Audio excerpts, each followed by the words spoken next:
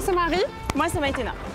Et on vous a invité pour découvrir le projet Protégé. Et ça parle de génie végétal. Vous savez ce que c'est ou pas du tout? Ouais, j'en ai un peu entendu parler. Ouais, je pense savoir c'est quoi, ouais.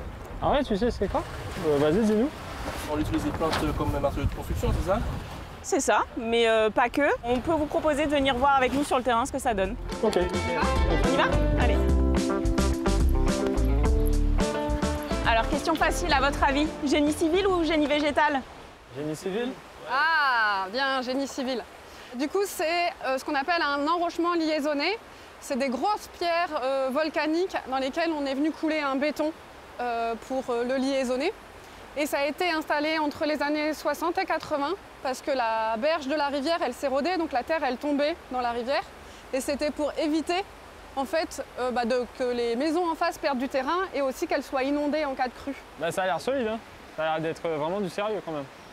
On peut faire aussi bien avec des plantes et en génie écologique.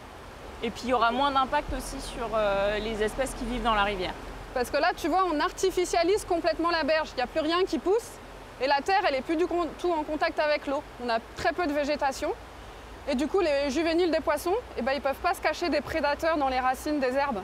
Donc on va avoir un endroit qui va être moins bon en qualité en termes de biodiversité. Alors du coup, en génie végétal, tu penses que ce serait possible de faire quoi? Ce qu'on trouve sur les plages, là, les cocotiers, non? En fait, les cocotiers n'ont pas de racines. Et justement, on voit bien sur les plages, ça ne retient pas le sable. Donc ça ne retiendra pas la terre de la berge. Mais par contre, plus haut, c'est des endroits qui sont beaucoup plus naturels et on peut aller voir aussi si vous voulez. Ouais, on y va. Allez, ok.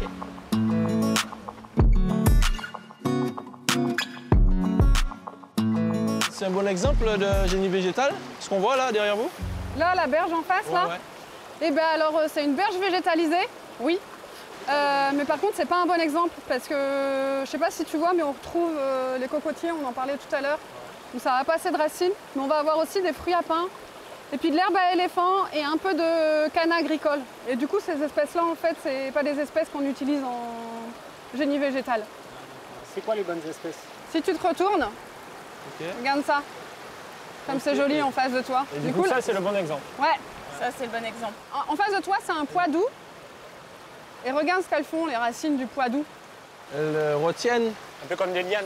Ouais, ça fait des lianes, ça fait comme une sorte de grillage en fait, naturel. Et en fait, elles vont enlacer les roches qui existent. Ouais. Et en fait, elles vont retenir aussi les sédiments quand il y a des crues. Dans le cadre du génie végétal, avant de bosser, on doit définir le type de ripicile dans lequel on est. Et c'est assez facile parce que du coup, c'est basé sur la largeur du cours d'eau, la pente du cours d'eau, savoir si la forêt elle est connectée de part et d'autre et savoir si on est en eau douce. Une fois qu'on a ces 4 critères, on a une clé. Et la clé, elle nous permet de nous dire qu'on est dans ce type de ripityle. Et que ça, c'est les espèces en fait, natives qu'on va trouver dans la rivière. Et que du coup, on pourra utiliser, si on doit faire des travaux. Et l'Europe, sur un projet comme ça, comment ils interviennent?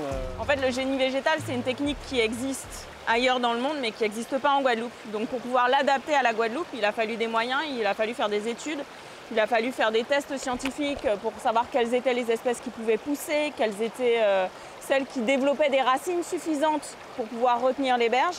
Donc tout ça, c'est des chercheurs, c'est du temps de recherche, c'est de l'argent. Et l'Europe finance ces types d'études qui permettent d'obtenir des réponses adaptées, fondées sur la nature, qui sont adaptées à nos territoires. Ah ben les filles, merci. Avec on a plaisir. passé un super bon moment avec vous. On va devoir quand même retourner au bateau parce qu'on pense que les garçons ils nous attendent. Ouais, ça fait un moment. Et merci de nous avoir fait découvrir.